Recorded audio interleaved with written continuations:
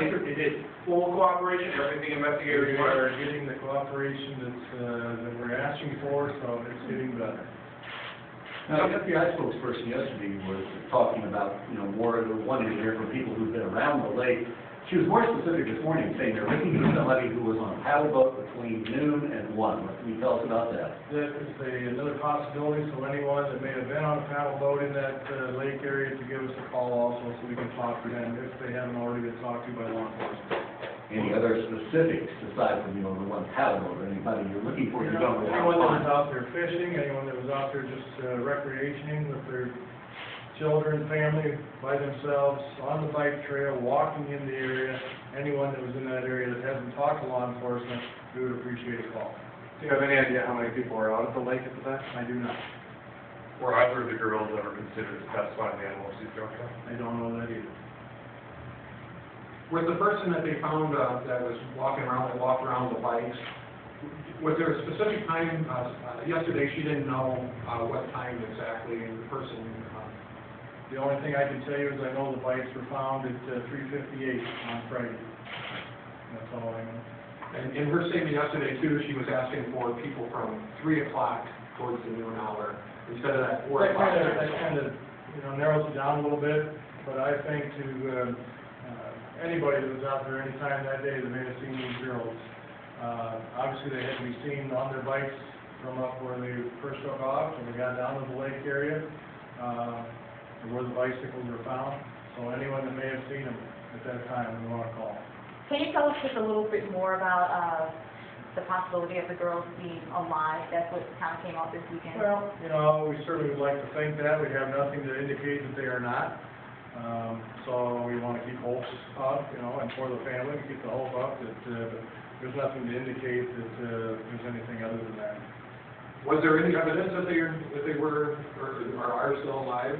We have evidence, and some of that has been taken to the BCI lab, which I think Lee addressed yesterday, but other than that, I won't comment on any evidence that we have. Okay? You've got two sets of parents here, and so two families basically. Are you aware that one set seems to think that they're being painted with the same brush as the other? That's something, if they are feeling that, then that's up to them. I can't tell them how to feel or what to feel. But statements being made families or the family when in fact it's kind of like two We have two families that are involved here, and we're expecting 100% cooperation from everyone. So however they're being painted, if they feel they're being painted one way or the other, that's their feeling, and it's not my choosing how that's done.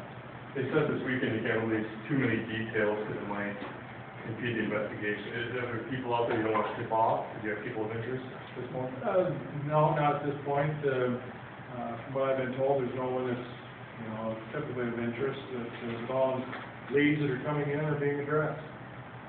Were checks done on the nature trail like we have done with the traffic enforcement, and did that result in any good leads? Not to my knowledge.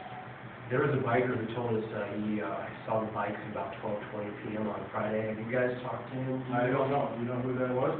Yeah. Okay, yeah, you have that name. I'll get that from you afterwards, and I will give that to the investigator. Anyone else? Okay. Is there a connection between Jeffrey Wyatt's recent arrest and this case? Not to my knowledge. Okay. Is there a reason why his mugshot isn't being released? Do you know who the arresting agency was for that? No. It was a drug court violation.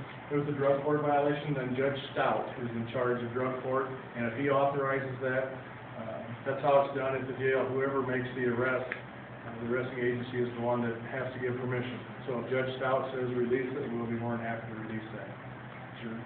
11 days later, do you feel like you're any closer to bringing the girls home? We're still continuing to follow up leads that we have.